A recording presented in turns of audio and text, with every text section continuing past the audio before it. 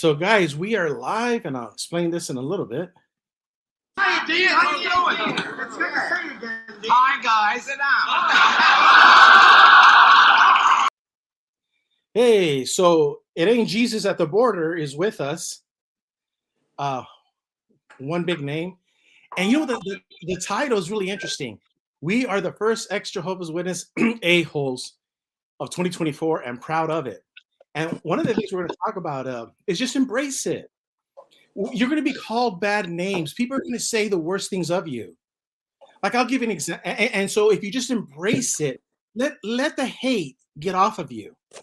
You're going to be called worse things in 2024, and worse things than names are going to come in 2024. And if you can't deal with the names, imagine what you're going to deal with in 2024. That's our message. Now, one way of embracing it, Jesse, is I've been named a misogynist. And I'm so happy that I won this award last week by my brother Jesse's family. They got together and they gave me the pink microphone. I am the Jehovah's Witness misogynist you wish you had in your kingdom hall. I'll drink to that. I'll drink to that. Yeah, I'm so grateful. I never thought I was going to be bestowed with such a high honor of being a misogynist, and also a narcissist, because it's all about me. That's what it's all about. So I'm thank you guys for giving me the pink microphone, and I hope. Oh, and speaking of, Jesse, let's start with my my misogynist speech, because I won the award. I'm a misogynist. So let me give my speech. Here it is. Drivers, men or women? Well, according to a new survey, 55% of adults feel that women are most responsible for minor fender benders, while 78% blame men for most fatal crashes. Please note that the percentages in these pie graphs do not add up to 100% because the math was done by a woman.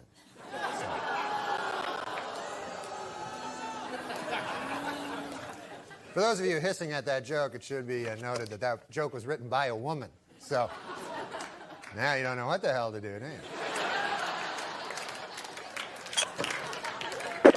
No, I'm just kidding. We don't hire women. Oh, man. So get it out in the open.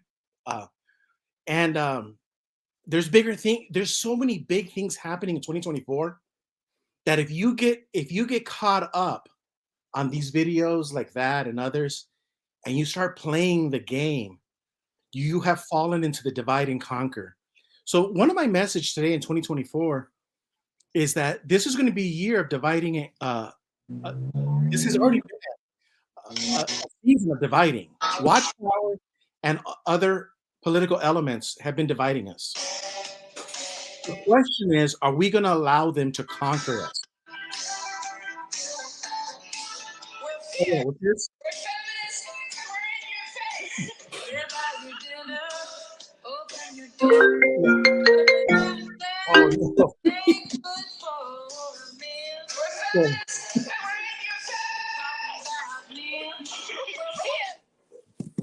So let's talk about that.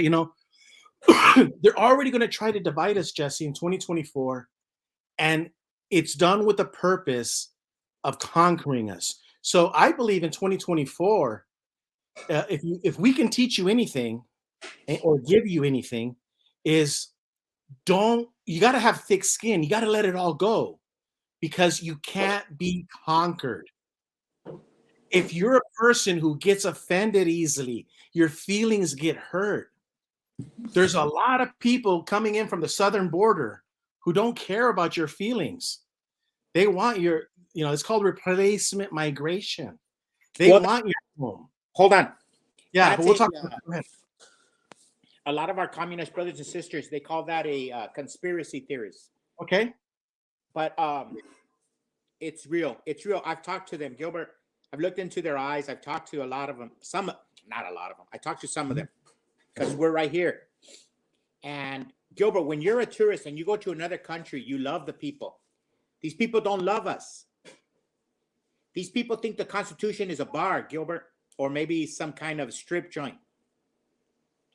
This ain't your normal migration. This is not your normal. So if our Democrat brothers and sisters, our communist researchers, they say that we're conspiracy theorists, they need to see these people in their eye. Okay, maybe it's not migration replacement, but it is a migration, and there's no love. I don't see the love. You know, I'm even afraid to say what I've seen. I'm afraid. I want to tear up. Yeah. So now here's the thing that I want to talk about in 2024, and this is a running theme with ex-Jehovah's Witnesses, and even Jehovah's Witnesses for that matter. A lot of ex-Jehovah's Witnesses get scared. I mean, a lot of Jehovah's Witnesses get scared. They don't want to leave because they're afraid of all the bickering and fighting sometimes they see in the ex-Jehovah's Witness world all over the place. And they feel a sense of security in their kingdom home, even though they know they're PMOs and there's problems. But let me show this to you. Let's real quick clip. Can we all get along? Can we get along? Can we stop making it horrible for the older people and the kids? Jesse, Rodney King went through hell, and it was bad during the riots in LA. But we ain't seen nothing yet. That's a prelude of things to come. And he mentioned, and everybody knows his heart was in the right place. Can't we all just get along? In a perfect world, yes, we can. But in 2024 and what's to come, there's a lot of people who are going to try to conquer us spiritually, financially. Anybody who's been following the money markets, the paper printing of the governments, anybody that's been following what's happening with the presidents of, Milei and Bukele, and what they're talking about as far as money, the governments, the big banks, all of these, Putin is the woman who's running the country as far as the banker. She actually put rubles on the gold standard, and she openly talks about the fraud in the Americas. So these are big things that are happening. Is it going to be Armageddon? I don't know. But what I'm saying is that we can't get along because there's a segment of the population that really does want to hurt you financially, spiritually, physically. And we have to understand who our real enemies are and not let ourselves be conquered by by Watchtower and the United Nations form of thinking. Go ahead. Yeah, that's true, because a lot of times we go back and forth with different peers, with our peers, and we're really they're not our enemies. There's greater forces at play here that are trying, and you keep saying the word conquer because they've already been successful in dividing us. Mm-hmm. They're very successful in dividing us. We're not fully divided, but our fathers were right. I don't know if George Washington was fake like Jesus is, but our founding fathers, they told us, united we stand, divided we fall. And they're dividing us on everything. Mm-hmm. But the two big things that they're dividing us on, Americanism and Christianity. And on those two things, we cannot. There is a red line. You and I have to have the courage to tell our brothers and sisters, there is a line they will not cross. There is a line that they will not pass. They are not going to affect our Constitution, our Americanism. They're not going to take Moses and Jesus away from us. They got us to the dance, and if they're wrong, fine. But on that hill, we die. We live and die as Americans, as Christians. This is it. This is it. Sticks and stones will break our bones, but names will never hurt us. They're going to have to beat us. They're going to have to pray Jesus out of my cold, dead hands. Mm-hmm. There's no other way. So if they destroy our culture, our America and our culture, and they destroy Jesus and Christianity, what do we have left is the question. You know what you have? You have the Chinese taking over. You go down the street and you see the American flag. That's it. Mm-hmm. They want it down. Mm-hmm. You think the white racists are bad? Wait till the Chinese get a hold of you. Yeah. Wait till the illegal aliens get a hold of you. You think they're gauging you at the gas pump? Wait till Venezuela gets a hold of you. These people are playing for keeps. They want to divide. Now they want to conquer us. That's the point. Because in the movie Grease, remember the movie Grease? That's where it comes from. Oh, Jesse says that, playing for keeps. When they're racing, they do that famous drag race in the canal, in the river, the Los Angeles River. And he goes, first one to the bridge and back wins. He goes for pinks. And he goes, pinks? He goes, we're playing for keeps. No, he goes, there are no rules. Yeah. The rules are there ain't no rules. First one to the bridge and back wins. Yeah. So that's just the sad reality of life. And I hate to be in this festive occasion of a new year, which I think we're going to have a good time. I hate to be a bearer of bad news, but that's just the reality of what we're coming in. No, so we're the bearers of good news. There is Yes. there is an antidote. There is an antidote to this virus. Mhm. There is a vaccine. It's called love. It's Mhm. the word that's not found in the Constitution, but is found throughout the Constitution. It's what Jesus Christ is and his Father is. It's love. You and I must love our neighbors. We must love our city. We must love our enemies. No matter if they call us names or everything, we have to be loved. America does not work. It's the engine. It will not work without love. Correct. Because let's just go with a couple of examples. The big thing in 2023 and before was prepping. Everybody's into prepping. I'm going to prep. But what good is prepping if there's no love? Remember, Jesse, you talked about that? You want to talk Think about about it. Mhm. Every Tom, Dick, and Harry, every Jose, every Gigi, every Mao Zedong coming over that bridge in Lukeville. Mhm. Don't you think you know that you got your supply of food at your house? Mhm. Everybody knows it. Mhm. What good is all the prepping in the world when people haven't eaten in 2 or 3 days? They're coming for our houses. They're coming for us. And then also we have to prep for the people that are not prepping, is what you were saying. A person who's really prepping is prepping for his children, his neighbor. He's prepping for other people because unfortunately they weren't listening to the message. So that's just one example. But why do Um, we have to go down that road? Why do we have to go down the road where the shit hits the fan? You know why? Because in the meantime, you and I didn't love our country. We said nothing. When the Jehovah's Witnesses didn't pledge allegiance, we didn't say anything. When they shunned people, we didn't say nothing. When they made fun of the Virgin Mary, we didn't say nothing. When they made fun of the 10 Commandments, we didn't say nothing. When they chopped off children's genitals, we didn't say nothing. This is why our country, our fathers before us had to sacrifice. Every generation had to sacrifice. The men and the women coming over the border right now have to sacrifice nothing. The Pilgrims sacrificed. Our brothers in World War II sacrificed. The immigrants that came over in World War I had to sacrifice. Our fathers that fought in the Civil War had to sacrifice. My wife's dad that fought in Vietnam had to sacrifice. Every generation of American has to sacrifice, except the illegals coming over the border right now. They want everything for free without sacrifice. They're going to sacrifice us. That's why we must love each other more than ever before. We are one people. We're an American Christian nation. We must love each other. Even if you're not Christian, this is where you have to show that you're a Christian. You must love your enemy. You must love your neighbor more than ever before. The story of Jesus and Mary and Joseph is more important today than ever before. Forget Santa Claus. I'm not talking about Santa Claus. I'm talking about that baby who came, Emmanuel, God with us. He taught us love. He forsake himself to be with us. You and I must be like that because these are tough roads ahead. If we have love, we will lose if we don't have love.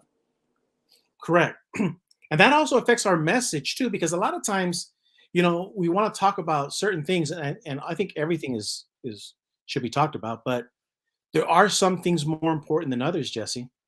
And this topic about what's happening to our country and how it's under attack, and it's clearly obvious. Our currency is under attack. Our food supply is under attack. Our families are under attack. The teachers, I read reports about the teachers are keeping secrets from the children. Like, don't tell your mom and dad. You see these reports all the time. So our school system is attacking the parents and the children. So it's where everybody's being attacked in all different directions. That's why it's so important what you're talking about. That And you know what? we can't One be of the greatest- reciprocal. We One have of to the- we have to fight back with, like you said, love. Go ahead. Yeah, one of the greatest attacks, I think, is in freedom of the press. Mhm. I really think that right now we're seeing some of the greatest Christian love. Mhm. Except the press will never, if American sacrifices his life, if he works hard, if he loves his country, there will never be a news article about them.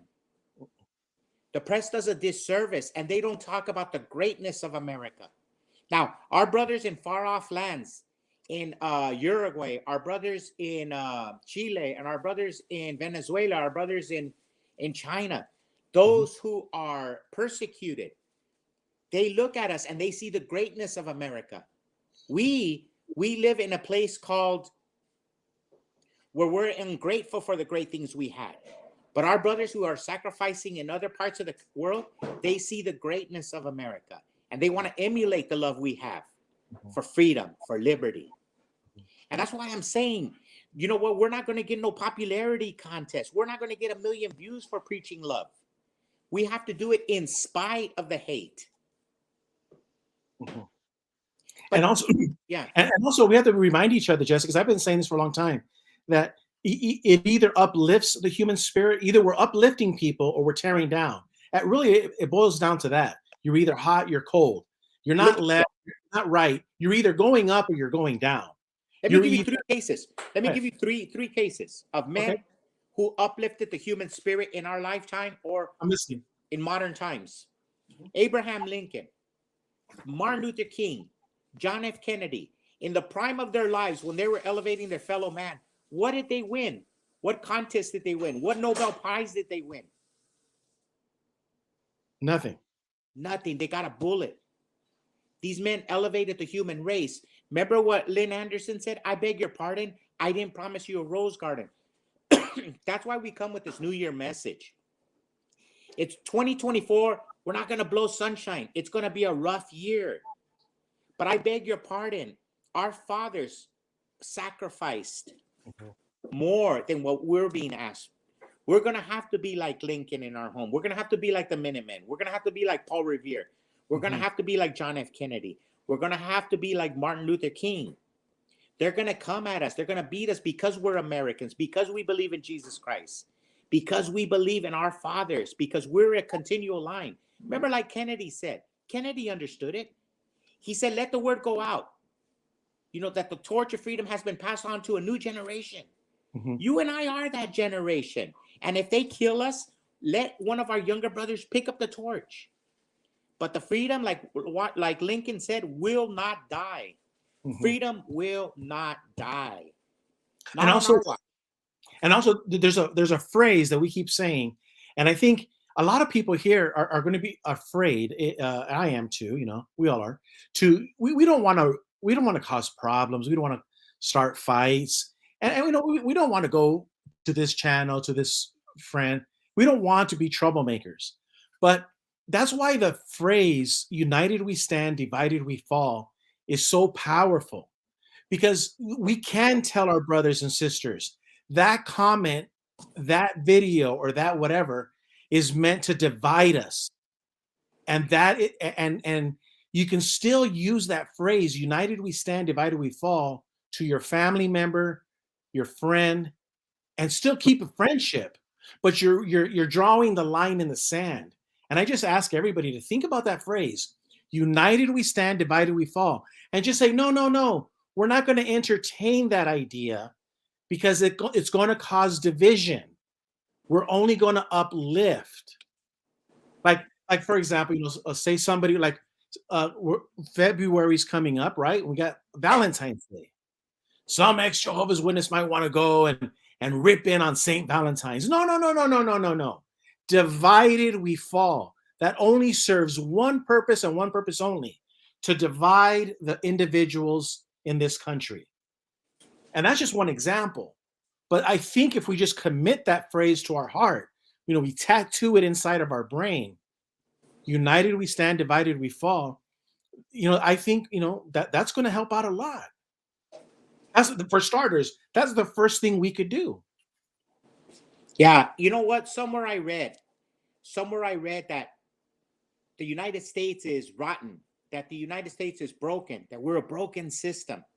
Mhm. And I refuse to believe that day. You know, I always remember since when I was a little kid, Reagan always said that it's morning in America. Yeah. You know, maybe in the minds of some people, America is rotten. But Mhm. you know, the Who has a song. It says, "Don't let go the coat." Not gonna let the coat. You always preach, never leave your wingman. America is my wingman. America is my coat. Why would they be coming over in hordes if we're corroded? Mhm. Why? Why? They want our gold. They want our riches. They want our land. So you're saying, so it would be safe to say, because I'm going to go David Splain, it would be safe to say that Washington, D.C. is corroded and perhaps a couple of capitals, but the great percentage of people are not corroded. Listen, And- I uh-huh. heard somebody say today, some pundit, right-wing pundit, he was talking about that we're corroded because and a great pundit, one that you listen to, and Yeah. he was telling me that he was telling us on the radio in his show that because of abortion we're corroded. As a nation, we're corroded because of the murder, the fentanyl, and the crime. Mhm. And I said, remember what I said about the press? They will never report what us Christians are doing. Yeah. But you know what? I think God will not judge us for the sins of our brothers. I think God might judge us if we shut up and say nothing about it. But we're not going to take the rap for because somebody did an abortion. I'm not going to take a rap because somebody stole 7-Eleven or Circle K. I don't think God is going to punish us because somebody robbed a bank or somebody broke in across the border. The majority of us Americans are not committing crimes. The problem is the majority of us are silent about it. That's the problem. But it doesn't So mean we're a corroded nation. We're a great nation worth fighting for. That's why the hordes of humanity are coming over. they're not. Yeah, they're coming here for a reason. It's not because we're a bad nation. And also this is what gives me a lot of hope, and makes me think like you, is Jesus said that if the when the great majority of people, right, then he will come, right, when the great majority have lost love. Well, if Jesus is not here, then that tells me that the great majority of people are good. And it's how we look at people. I want to believe that the great majority of people that live all over this planet are good and a small minority are bad. But it's like you say, the problem is we have to live up to the freedom of speech, the freedoms that we were given. That if we don't use our freedom of speech, it will be taken away. And Jesus talked about you and I. Mhm, Jesus talked about the man in Colorado. Jesus talked about the man in Wyoming. Jesus mhm, talked about the guy in Los Angeles. mhm, He talked about the labor of the vineyard. And some people were busy in the vineyard. mhm. And then he went out and got more workers and more workers. And maybe the first shift got mad because they saw in the pay time that they have been laboring all their lives. And the person who just got to the labor received the same recompense as the person who had sacrificed everything the whole time. Mhm. You and I are those people. We're always talking about this all our lives. But many people are waking up and seeing that their country is being taken away. And we're upset because more people aren't waking up. Mhm. Well, you know what? We got to shut up because Jesus said it real nicely. Jesus said it real nicely. Hey, when did I treat you bad? Didn't I give you your full payment? You and I are only doing what's expected of us Americans. Nothing more. We're nothing special. Bobby Kennedy Jr. is nothing special. Donald Trump is not anything special. They're all doing what they're Tucker Carlson, he's not nothing special. Alex Jones, they're doing what Americans should do, what Samuel Adams did, what Paul Revere did, what Betsy Ross did, what that mom who gave 4 children to the revolution, the American Revolution did. None of us are anything special. We're supposed to do our job as Americans, and that is to love our nation. And encourage more people to get involved in the fight, Yes. however you see fit. But whatever you do, when you get involved in the fight, get involved to uplift the human spirit, to uplift your country, your countrymen, regardless of the country that you live in. A lot of people, they get mad when I say that. I've noticed comments.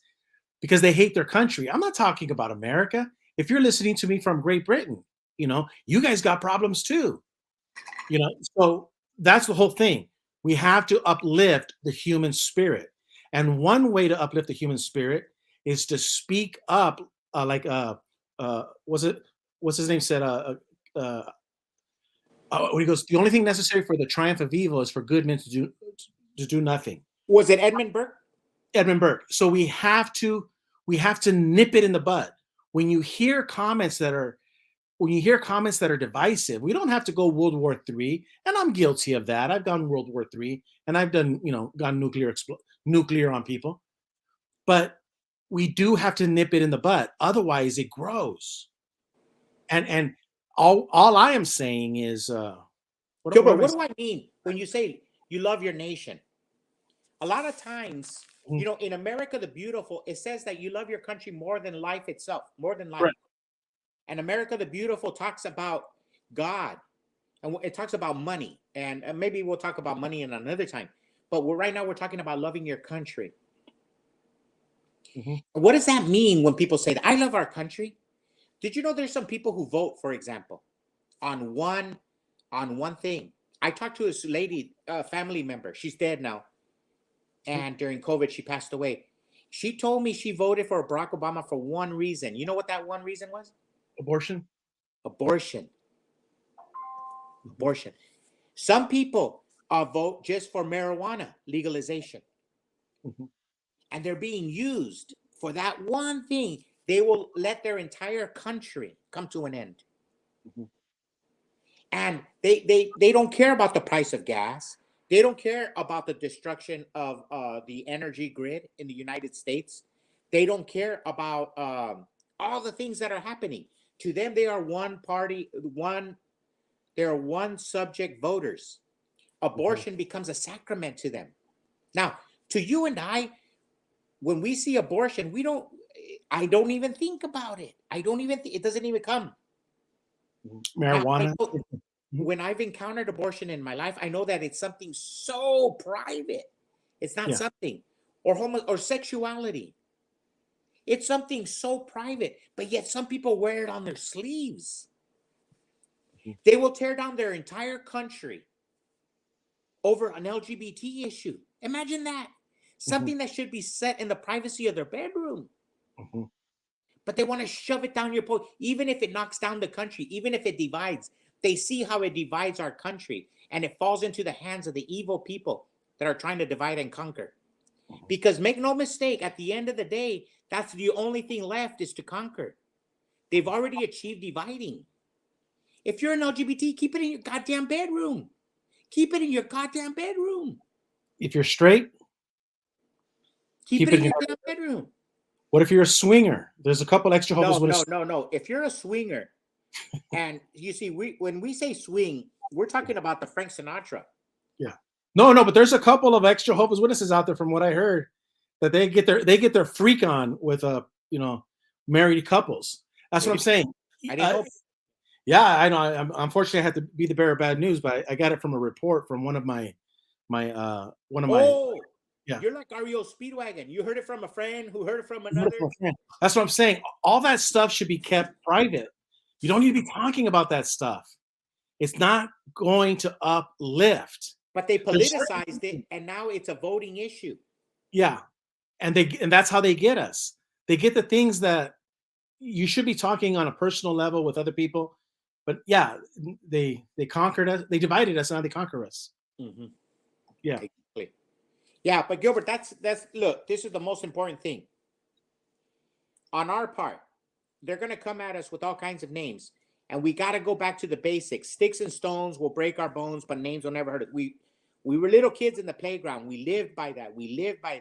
When they called us wetbacks or beaners or anything, sticks and stones will break our bones, but names will never hurt us. We must return to love, a love of nation, and we must preach it. And we have to start with the Christians and the Americans. We have to tell them, get off your ass. Everybody, yeah, it's all hands on deck. There was I should have pulled up the video, but it had to do with let me see if I saved it under apology. with the governing body members, I wanted to talk about this subject. The governing body says, remember, he says, we don't have to apologize to get it just straight, for not getting it right. And I'm saying now that we're entering 2024, it's a different subject is that, but kind of tying in what they're going to call us names. This is why it's so important to just openly confess and just say, yeah, okay, fine. Just openly confess your sins. That way nobody has anything on you. That way, instead of focusing on misogyny or all this other stuff, you can focus on the issues at hand. And the issue at hand is we don't need to be tearing down anybody's faith. We don't need to be tearing down anybody's love for their country. We don't need to be tearing down. We need to be uplifting people and preparing them for real evil that is living amongst us. Go ahead. Yeah, this is real true. And this is the reason I think we're going to be talking about this subject. And I really believe this. And you corrected me a few times. But George Washington, he talked about the crop of liberty. The crop of liberty. And this is one thing that gives me a lot of joy. It gives me a lot of faith. Washington said, when watered well, liberty is a crop of rapid growth. If you and I, all of us, if we preach, if we read the Constitution and we share it with our family and our friends in our neighborhood, liberty, when watered well, is a crop of rapid growth. We could take back our country. And the majority of people could be people loving their country, talking good about it, not ill will. I really believe that when you speak negative, you release a negative energy into the ether. I think you and I have to preach about all the greatness of America, all the greatness of Christianity, all the great things. For example, one of the things that a lot of people like to beat up on the Christians, and I've always thought, everybody who beats up on Christians ought to thank God. They ought to thank God that the Christians turned the other cheek. Because could you imagine if Christians were as angry as maybe the Chinese or the Iranians are? Or as the Venezuelans or as Fidel Castro? Imagine one Christian as angry as Fidel Castro. Imagine one Christian as angry as that woman that, in our song, we're fierce. So when people pick on Christianity, I go, you know what? There might be a rogue retard Christian out there, regressive. Yeah. But the great majority of the millions and millions of Christians are turning their cheek every day. See, so that's how united we stand, divided we fall. So what you're saying is this. You see somebody who's knocking Jesus, knocking Christianity. And I apologize for knocking the Mormons. I mean, dang, the Mormons, they lit up Times Square during Christmas with the Christmas message. They did more than I did. But here's the point that you're saying. So when we see these things, we can still be friends with these people, but we have to say, no, what you're doing is dividing. Because if that message were to go to another country, you would go to jail. If, you're speaking all your little stuff, you would go to jail. But you're right. You ought to thank God that the Christians don't fight you. You ought to thank God the Christians don't pick up their car, their van, go out and kick your ass. But they would in other countries if you did that. So that's what we're saying is that united we stand, divided we fall. There is no reason to be fighting the Christians, the Christian beliefs. It's suicidal. It's our suicide to be fighting them. Now, if there's legit reason to fight for corruption or whatever, that's fine. I think fighting the Jehovah's Witnesses is a legit thing because what we said before, there's 3 things in the Jehovah's Witnesses, and if they change these 3 things, we all go away. If the Jehovah's Witnesses give up all the names of the pedophiles, if they stop the shunning and the blood issue, if the Jehovah's Witnesses did these 3 things, everything disappears. Right? But in it lies their power. So I don't think they can. I understand that. Mm-hmm. So we do have a legitimate gripe with Watchtower because in those 3 things and many more, they're tearing down the fabric of our society. You know what? I think I'm really beyond Watchtower no more. I really don't care. Yes. I understand and I respect and I honor everybody's work. But I really am beyond it because now, like I tell Trinitarians and Unitarians and Catholics, and we're really beyond that because the forces that are against our country, they don't care what sect you are. They don't care what denomination of Christianity. They hate us all equally. Look, during the Second World War, we all remember there was a demon. His name was the Union of Soviet Socialist Republic, Joseph Stalin. In all their infinite wisdom, Franklin Delano Roosevelt and Winston Churchill found it necessary to team up with Joseph Stalin because they had a common enemy, that Shankly guy, Hitler. They had to remove him. They had to join forces. What I'm saying to the Christians, and I send out a message to all you Christians of all denominations, put down your arguments. Now, they might say it's heretic. I'll tell you what heretic is. You ought to watch your back and see who man. The globalists want all Christians dead. If you eliminate the United States of America, there is no Christian church. Like we know it today. We go back to the days of serfdom. If we lose freedom here, that's it. There is no First Amendment. There is no Facebook. There is no Twitter. There is no ponytails. Just concentration camps and serfdom. You lose freedom of religion here in the United States, freedom of speech. That's it. And I think that message has to be preached. What our fathers built for us in Moses, in Jesus, in the Constitution, it's foundational to our way of life. You let go of these things, it's over. O-V-U-R. So in 36 minutes, we could sum it up, I think, by just saying, so Gilbert, then what's the answer? Love. Love. But united we stand, divided we fall. Because it's very specific. We're not going to tear down what has worked for years, what builds people up. We're not going to tear down our neighbor. We're under attack. And united we stand, divided we fall. We recognize we're under attack, and it's not going to work. We're not going to participate in tearing down our brother. You know what? Julian Watson mentioned something about the Second Amendment. Let me tell you something. He is so right. He moves to the front of the class. During COVID, one of the things we saw, the freedom of press took a shit. Mm-hmm. Freedom of religion. The churches quit churching. The nurses quit nursing. The doctors quit doctoring. The preachers quit preaching. The only thing that kept us alive was the Second Amendment. The only amendment that didn't quit, because every other walk of life took a shit during COVID. We saw it with our own eyes. Even the Jehovah's Witnesses, their Bible, their translation says that God did not give us a spirit of fear. Jehovah was synonymous with fear. One and the same. But the Second Amendment stayed. Perhaps that's why Jehovah's Witnesses don't own guns. They're afraid. The spirit of fear. Maybe that's just something. Maybe. Yeah. And so also the title, Jesse, we are the first EXJW assholes of 2024. I'm proud of it. Yeah, be proud of the names that people call you. And just remind people, hey, it's okay, you can call me names, but there's bigger fish to fry. There's bigger fish. Let's talk about this, because I don't want to be passive aggressive, and I want to get it out, and I don't want no feelings hurt. But if somebody says something like the nurses and the doctors, they say, well, we took the front lines. And what us construction guys didn't? We all did. And like I say, we're nobody special. We all have a job to do. You do what the job you're supposed to do.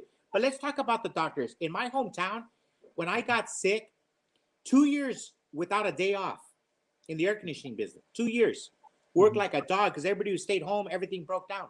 When I got sick, I called my doctor. He wouldn't even see me. Nobody. There was no doctor. I had to go to Mexico. I went to Mexico, and the doctor took care of me there. The medical system in my hometown died. Mm-hmm. They wouldn't even see you in human. Had to go to another country to get treated. Mm-hmm. But I don't know what happened in everybody's town. But what I'm saying is that's what's going to happen. Systems are going to break down. You and I must love our American system. We must be open. The love we have for America has to be open 24/7. Because there's going to be a lot of brothers in need of service. Yeah, I'll help. And also, just I hate to use this Bible verse because us Jehovah's Witnesses, ex-Jehovah's Witnesses get triggered by it.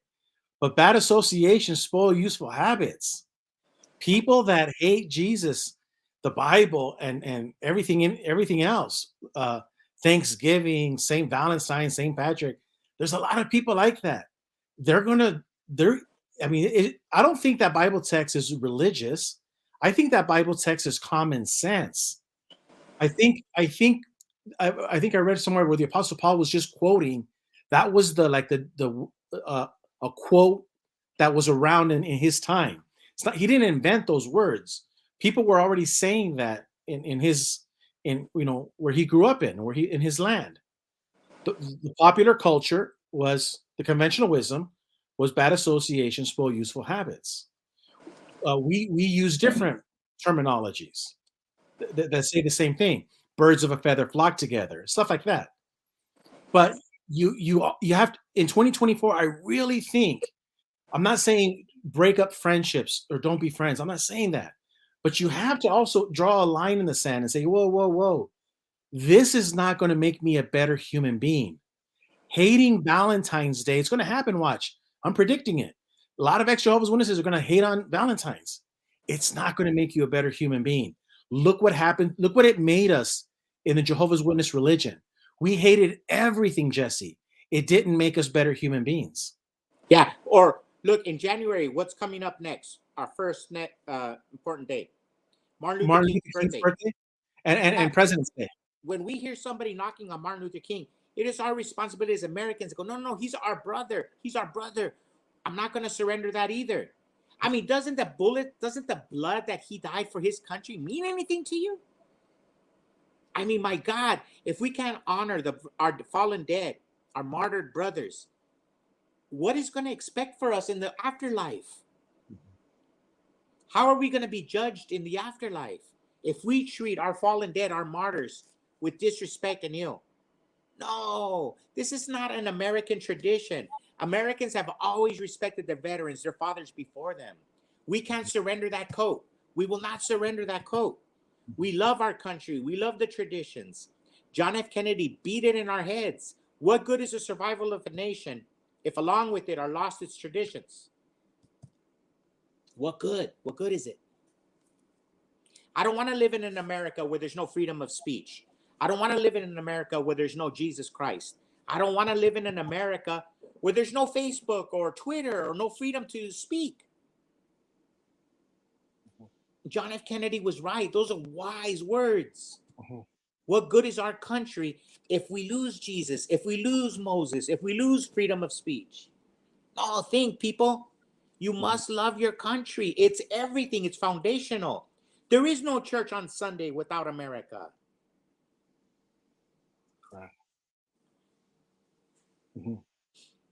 There is no Facebook. There is no Twitter. Yeah, it's real simple. I do the math. It's very simple. It's real simple. Ronald Reagan says, if we lose freedom here, there is nowhere else left to run. And that's why at the very end of the title it says, and proud of it. You have to be proud to take the arrows. He took the arrows. If you decide to be a pioneer in this aspect, you're going to take the arrows. If you say, united we stand, divided we fall, people will throw arrows at you. Anytime you start doing anything good, people are going to attack you. And you need to be proud of it. That's what we're saying. Be proud of it. Gilbert, I'm sorry, go ahead. I don't know if he's still here, but Joe and Fran were here at the very beginning.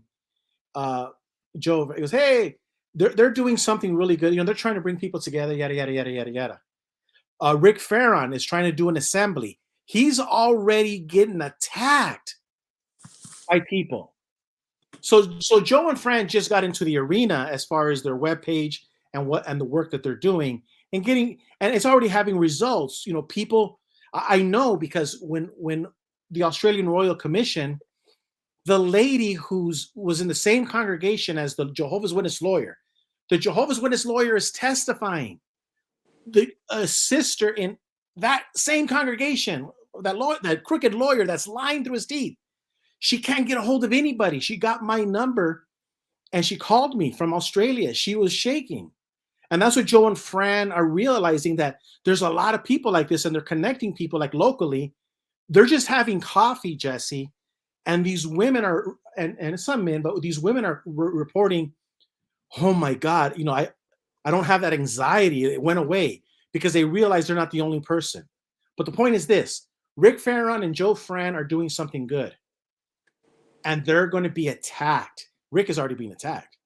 And that's all we're saying. Be proud that you're being attacked, because I think you'll know that you're doing the right thing. Exactly. Yeah, you have to. Look, the reason why you and I and all of us Jehovah's Witnesses are so special, ex-Jehovah's Witnesses, everybody. I'm talking about every single one apostate. The reason why we're so special is because you and I were in an organization that treated us like lab rats. We were taught to hate America. We were taught to hate Christ. We were taught to hate the Virgin Mary. We were taught to hate the institution, St. Valentine's Day, the political system. They're the most political people of all. New World Translation. Come on, tell me they're not political. But they taught us, and at the end of the day, they fought in the Supreme Court for freedom of religion, where they don't even give it to their followers. That's why you and I are so special. That's why every apostate is so special, because we have a story to tell.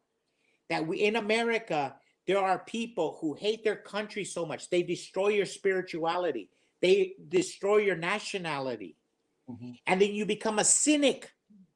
You become cynical throughout the land. And it spreads like COVID. We got cynical COVID spreading all over the country. And in the meantime, the evil people know it coming over the border. They go, there as a nation full of sleeping COVID cynicism. They're ripe for the takeover. And that's why me and you say, no, wake up. We all have to become Jehovah's Paul Reveres. And tell people, no. Yeah. Yeah. And I'll give you an example. A lot of ex-Jehovah's Witnesses, they like to use that phrase, postpartum the depression, right? Like the kind of PTSD. Anyways, when you talked about spirituality, religion, a lot of ex-Jehovah's Witnesses get triggered by religion. But you have to understand, that comes from Watchtower. You were set up to fail. Yes, and they suffered a lot. That's why Jesse and I, we're not here talking to you from a religious standpoint. Behind the microphone, we do get religious. We do talk other things. But on this side of the microphone, we talk about the secular side of Jesus, the secular side of God. In that, it doesn't have to be preachy. You're a grown adult. You put your pants on like everybody else. You can make smart decisions. And that's why I think Winston Churchill said it the best. He wasn't preaching to you, but he was saying that there comes a point in a man's life, woman's, where he realizes, oh my God, I'm not just a human being, I'm a spirit. And in that, when you come to that realization, it spells duty. You know that you're more than this physical body. So you don't adopt a religion. You're not believing in any God with any special name. You just realize that there's something more to this. And in that, you have to now act. Kind of like what Jesus says, you have to be cold or you have to be hot. You're either destroying or you're building. Even Jesus says that if you're not gathering it with him, you're scattering. You're doing one of two things. You're scattering and throwing everything away, your life, or you're actually building for the future. And that's all we're saying. Yeah, and you know what? The great men of yesterday would give anything to have lived when we're living right now. You and I are blessed to live in this time. This is the time that Kennedy spoke of. This is the time that Ronaldus Magnus talked about, a time of choosing. These men, they lived their life wishing they could be here. The Apostle John wished, St. Valentine's wished, when everything was coming to a head. Everything was coming. Winston Churchill said the destiny of man cannot be measured in material computation. When great forces are on the move, we learn we're spirits. And there's something happening in time and space and beyond time and space. Whether you like it or not spells duty. And Ronald Reagan says, You and I will preserve for ourselves and our children this man's last best hope on earth, or sentence him to 1,000 years of total darkness. And that's what the name of the game is. The men that are invading us, the men who will divide us, want to send our children to 1,000 years of total darkness. What is 1,000 years of total darkness? It is a millennium without Christ. Yeah. It's a millennium without freedom. It is a return to serfdom. It's a regressive, not a progressive. It's regressing from freedom, from everything foundational that our fathers built here in the United States, in your home country, in your home state, in New York, Chicago, Nueva York, Pacoima, wherever your forefathers are. All the great things that they built, foundational. Those men that are coming over the border will destroy that. You and I say, no, there is a line that they cannot pass. They will not take Jesus from me. They will not take my Second Amendment right. They will not take my freedom of speech. It's a very simple. And you know what? And Jehovah's Witness organization, the Watchtower, propagated it, is what I'm saying. They're the ones who started all this shit. For example, look at the not saluting the flag, hating your country. Wasn't it our religion that started that shit? So don't tell me they're not political. They started it. Remember that Billy Joel song, We Didn't Start the Fire? I know we didn't start the fire. Watchtower did. Yeah. Now, hey, Jesse, let me just answer these two things. Donna says religion is man-made, and Ricky says religion is a snare and a racket. Jesus is spirituality. Okay, well, I'm not arguing that what you're saying is not true. I agree with you 100%. But what I will tell Donna and I will tell Ricky is if they really put their minds to it, if those two people in their respective cities, if you guys actually rented a place, and I thought about this myself too, and you pound the pavement and you create your own church, the church of Donna Zuck and the church of Ricky Bobby, guess what? It is my belief that they can actually make something good out of religion. They could use the laws, everything, and they can actually do good. And I really do believe that there's a lot of untold stories of people that built small little religions and then they died off, but it served a purpose. What I'm trying to say is that just because Watchtower screwed us over doesn't mean I'm going to throw the baby out with the bathwater. There's a lot of, I'll give you, there's a friend of mine, she's into singing and everything in the choir. And I told her the other day that if I started researching her religion, her church, I could find dirt. Everybody can. There's dirt everywhere. We all got dirt. She agreed. But I said, listen, I go, you're in the music choir program. If you teach a young boys and girls to sing great gospel songs that have endured for hundreds of years, when those kids are 90 years old, they're going to be in a retirement home saying, I can't remember that lady's name, but I never forgot that song. And that song that they learned in religion, in church, actually helped them live their life. So I agree with Donna and Ricky. Religion is man-made, and religion is a snare and a racket. I believe it 100%. But I also believe that there's good in people. And so that's why we always say, don't throw the baby out with the bathwater. Don't let those people who have shined their light of darkness, don't let those people hold you back from shining your light, is what I'm saying. And that's how we don't get divided and get conquered.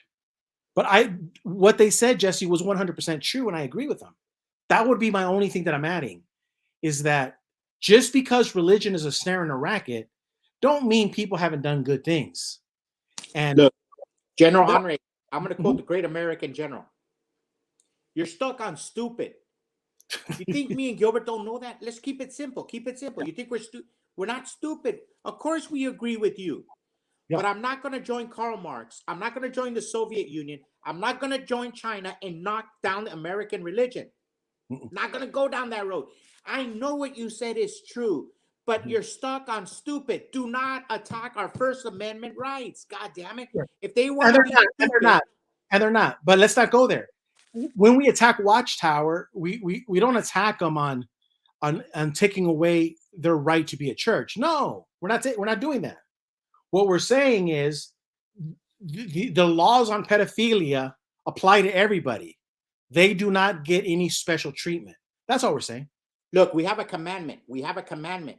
We're Americans. We're not going to beat up the First Amendment. I'm not going to beat up, and I'm going to beat up whoever beats up the First Amendment. Religion gets a pass. It's enumerated in the Constitution. Get that through your head. I don't agree with their religion. I just don't go there, and I don't give them money. But I don't go beat them up. They have a right. Let it go. There's bigger dogs to fight right now. Yeah, but look, I will agree. Agree. What about separation of science and state? Yeah. Not one Christian got the money Dr. Fauci did from religion, I don't think. Well, yeah, they did. I take that back. Yeah, a lot of Christian preachers. And they give, okay. You stand corrected. I have to, I was wrong. Yeah, I just lowered down the GG for GB, 99.98% accuracy. Sorry, I took down your number. Yeah. But no, that's the whole thing. We're not knocking the religion for religion's sake. We knock them when there's a legit, like the pedophilia. It's a legit case. Or the money or whatever. When it's legit, we attack. But we're not going to attack them just because they believe that Jesus died this way or that way. We're not going to attack them. We're going to attack them for Apostle Babe's claim to fame. And she's right on this one. Even though it's a United Nations treaty, but it's the fundamental human rights. And nobody disagrees. Apostle Babe is saying, how can the Jehovah's Witnesses be a member of the United Nations and then be huge violators of their charter, where their charter says people have a right to change religions without fear of reciprocity.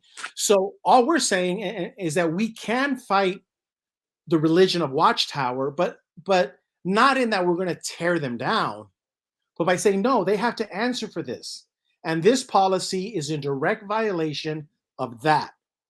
So you either have to kick them out because they can't be a member. You either have to kick them out or they're going to have to change, one of the two. And it's not too much to ask. And I think by doing that, by having this conversation, we can actually uplift the conversation. We can uplift the individual. We can even uplift the Jehovah's Witness without tearing down our country, which I know that's a stretch. I got to wash my mouth. Holy shit. You know, the Jehovah's Witnesses have to help themselves. Yeah. There's nothing we can do to help them. No. Yeah, they're on their own. Mm-hmm. Yeah. Oh, and the last thing I want to talk about, this is a theory that we have. John Marciano, yes, you're right. Linda on that one nailed it 100%. This is the other thing I have. This is a theory, and I just want to put it out there. I'll do a separate video, short one. There's something happening with the Jehovah's Witnesses. Nadine sent me a picture today of a Jehovah's Witness, Jesse, with a Bible out there at the suit. He has a beard now. Jesse, any day now, there's going to be a video of somebody giving a public talk with a beard. So, yeah, Beverly Howard, check this out, Jesse. Wash your mouth. Holy shit. I'm sorry. This is where we need your help. Jesse and I need your help. Because a lot of people are leaving Watchtower. But in Yuma, Arizona, they're getting stronger, Jesse. So my question is this. The more you attack the Jehovah's Witness as an individual in your city, do they get weaker or do they get stronger? And I'm kind of the belief, Jesse, that J.W. Fairy Tale made the Jehovah's Witnesses in Kansas, where he's from, he made them more united in their hate towards apostates.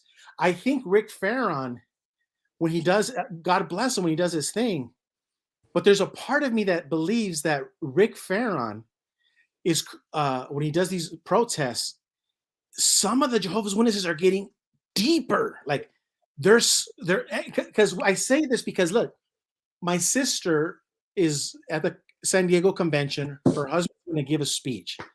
In his congregation, he's an elder, former circuit overseer. There's a pedophile, admitted pedophile. Okay, he admitted it. The girl told everybody when she was drunk at a party down in Mexico what had happened. This is the point, and they covered it all up. That's fine. I mean, no, it's not fine, but this is the point.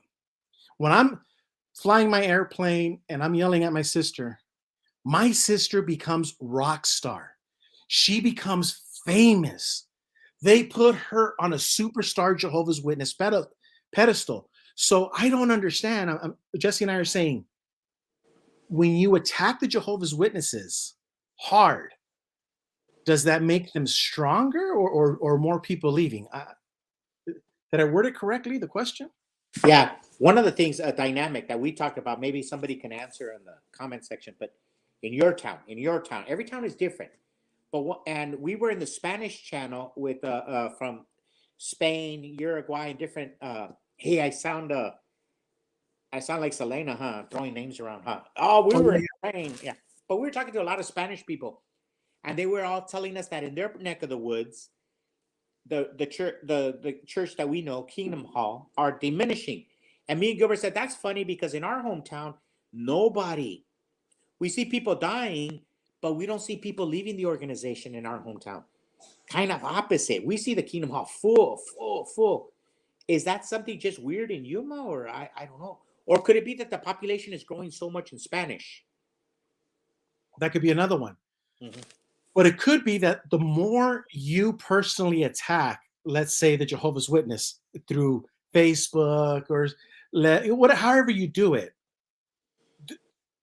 it seems to me, and I may be wrong, that they get more powerful. Remember, like in Obi-Wan Kenobi, if you kill me, you'll only make me stronger.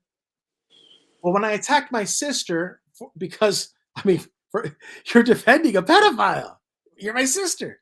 She becomes a superstar Jehovah's Witness. A superstar. Nobody wants to hear about the pedophile case. They just want to say, oh, Gilbert, your sister Annabelle is superstar status. And I'm over here racking my brain. Is like, does anybody care about the sexual abuse that the elders are hiding? They become stronger. I don't know. Jesse, to quote Barack Obama, that's above my pay grade. Well, there's a thing called derangement syndrome. And you talked about it when we were kids, when we were elders, we used to talk about it. You said that the Spirit of God, he can choose to use whoever he wants. And some people get jealous. You always used to talk about the elders. They would get jealous when certain elders would have certain privileges. Yeah. I think the Jehovah's Witness of Yuma, they hate us so much. They hate you and I so much, and they saw what we did, that it strengthened their faith. Mm-hmm. Because they really think we're Satan. I swear to God, they claim that we're Satan. They even sent a governing body member to our little town to talk to us about us. When did you ever hear such a thing? The rumor was that they sent a governing body member to have a special talk in our town about the attack that me and Gilbert were putting on our town. Mm-hmm. Yeah. I'd never heard of such a thing. Yeah. So they look at us as a Satan incarnate. So it made them stronger. They won't even disfellowship it. You did a video and go, guys, what do I got to do to get this fellowship? Remember, they won't even disfellowship us. Yeah. Mm-hmm. Now Julian has it right. Maybe he's maybe on the right track. He says, "Hey Gigi, that's why ex-Jehovah's Witnesses need to back off and stop being a bunch of drama queens over what the JW Witness org is doing." And one thing is reporting the news, but maybe he's right. Maybe I was kind of a drama queen, and that emboldened them. Yeah, I don't know. Or strained their faith. Yeah, I understand that. That's I'm gonna really think about that tonight, because they ain't budging. And then people that know, there's a lot of Jehovah's Witnesses in Yuma that have told you, and from a friend also. But one of your former Jehovah's Witness friends told you that this elder, they agree with you that everything you say is true. They know the truth about the truth, but they say that you have not learned to wait on Jehovah. And the other thing is that the people that are telling you these things, Jesse, they're stuck to the association. They're stuck to club atmosphere of the Jehovah's Witness. If I so actually, when people say, if I leave Jehovah, where else shall I go? Remember John 6:66? Maybe they're thinking like, if I leave the Jehovah's Witnesses, maybe what they're really saying is, do I go join the Elks? Do I go join the Eagles? Do I join this fraternity? Where do I go? So maybe they're not even thinking about religion. Maybe they're just thinking, I got all of my friends here. Where else am I going to have a whole bunch of friends? I don't know. Look at this Kentucky comment. Kentucky Yankee. It looks like she's seeing something that we're seeing. In their town, it's same things happening there. Mhm. I think every town is different. Every town is different. Every town in the country is different. You know, the apostate movement is successful in certain areas, and we're deficient in other areas. There is no one recipe. There's no one size fits all in the apostate. It's all hands on deck, like you said. We need everybody talking. But that comment is real good. I guess in Kentucky, the same thing is there. But this one's better. Look at Ricky. It's only making the stupid stronger, and the smart, free thinking are fleeing. You know yes, what? right. Tell them what they said in the Spanish. They said the same thing Ricky did in that Spanish video we did today. Yeah, no, you tell them. Yeah, the Spanish brothers. We had some brothers from the different countries from Spain, Uruguay, Italy. Yeah. Uh-huh. But one of them made the comment what Ricky said. Same thing that Ricky said. They're seeing that in the Spanish. That they're getting dumber and dumber as a lot of brothers are leaving. But they're getting stronger in their stupidity. Yeah. Didn't they say they also saw elders and ministerial servants that have only been in the organization 5 years? Yeah. And so when they talk to them out in field service, they don't know anything about Beth Serene. They don't know who Rutherford is. They don't know nothing about the past history of the witnesses. They're finding that. That's what he said. He says that this guy, I think it was in Chile, he went to a cart, and he found like they don't know anything of what I'm talking about. Nothing. Because it's all brand new. So he asked him how many years he's been in the org. He's a ministerial servant. He's only been in the organization 5 years. That's what they want. Watchtower wants people who don't know their past. Yeah. Now, so it's happening in the Spanish and the English. Yeah. You know, I holy cow.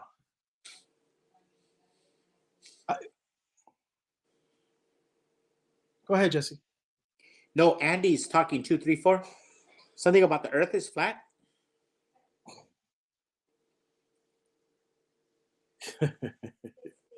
Really? That's funny. Here, now check this out. I want to talk about this too. Let's see, where am I at?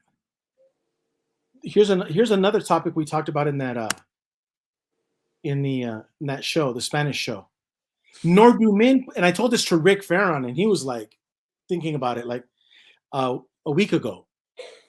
Not Saturday, but a week past. Nordumin put new wine into old skins. Otherwise, the skin would burst and the wine is poured out, and the skins will be destroyed. But they put new wine into the new skins, and both are preserved together. So I think what we have here is, I said, the new skin is a new religion.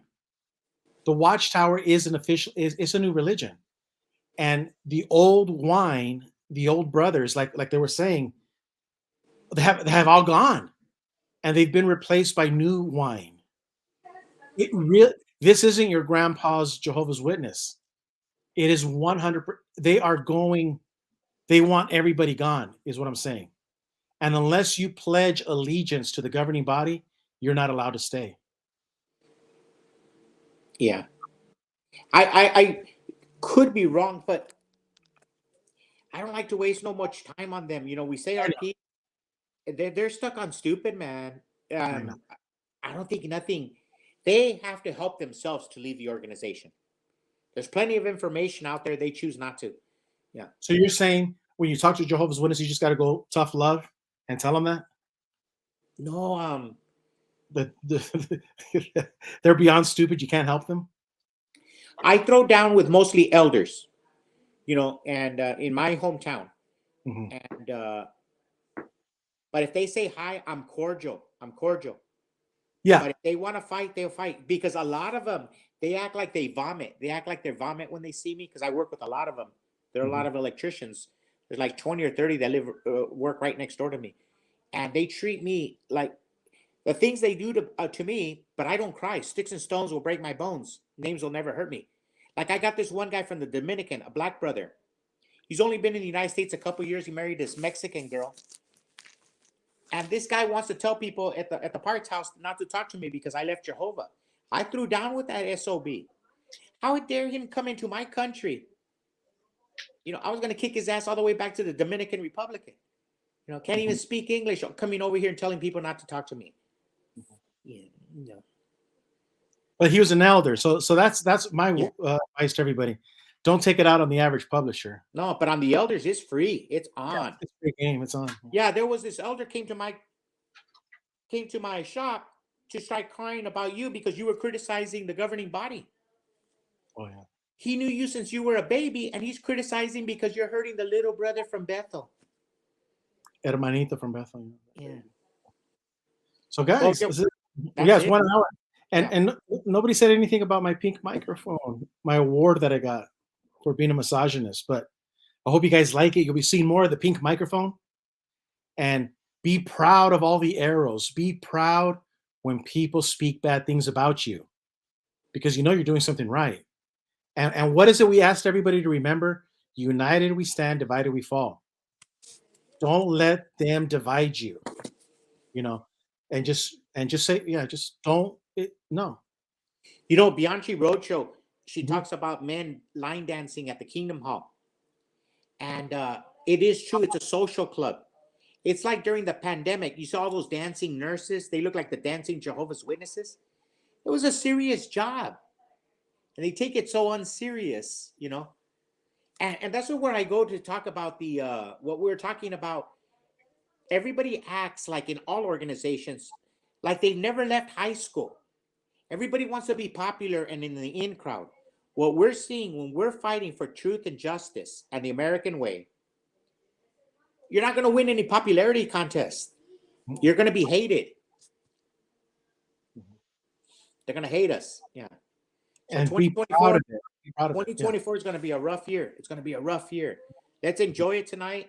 Get some eggnog. And you're right. And what did Jesus say when you see all of these things happen? Raise up your head and be happy. Yeah. And if people hate you and they hate on you, be happy, because you're fighting for the truth. And Rudyard Kipling talks about that. About you will grow to be a man. I think it's the poem If. That if that you can go ahead and take the blows, take the criticism, but you got to be able to stand like a man, right? And not hate people for criticizing you or ripping in on you. Gilbert, it's hard for you to stand like a man when you're standing next to a pink microphone. That is true, and I do gotta give it to Leanne. She did say it at the very beginning. It's a Barbie, Gigi. I'm Barbie. But yeah, it's misogynistic and sticks and stones. But yeah, we want to stay on topic. Those arguments don't build up; they always tear down. Yeah. And let me see. Did you have anything else, Jesse? I'm ready to go. No. Just wish everybody a happy new year. Love your neighbor, love your country, love your enemy. Because we're going to need a lot of love in 2024. A lot of love. Speaking of love. Yourselves, and remember, everybody loves somebody, and I love you all very, very much. Good night, and God bless you. All right. Don't speak ill of the dead. Okay. See you later, guys. Okay.